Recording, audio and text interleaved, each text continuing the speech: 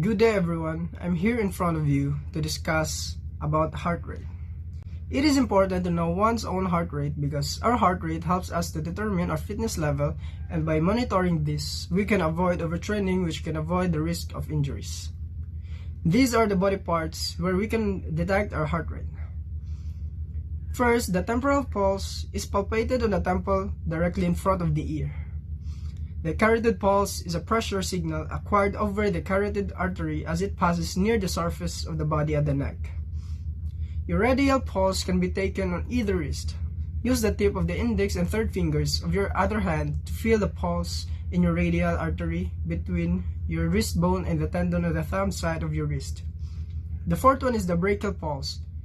This can be located by feeling the bicep tendon in the area of the antecubital fossa. And the last one is the ulnar. Like the radial pulse, the ulnar pulse is taken at the wrist.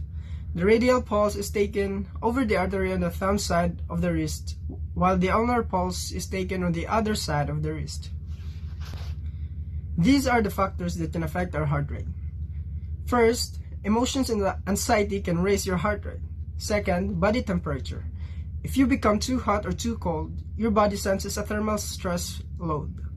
The third one is the terrain. Walk around uphill and your heart rate increases. Walk or run downhill and your heart rate decreases. And the fourth one is wind. Walking or running with the wind at your back is easy.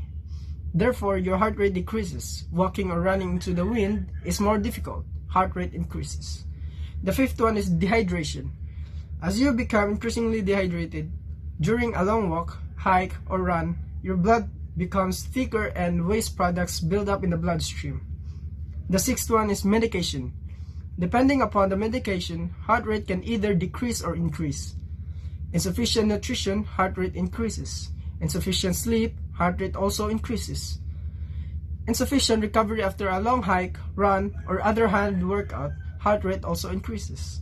And the last one is recent illness, or a signal of impending illnesses.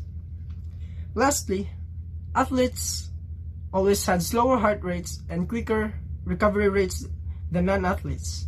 More oxygen is also going to the muscles. This means that the heart beats fewer times per minute than it would in a non-athlete. So that's it.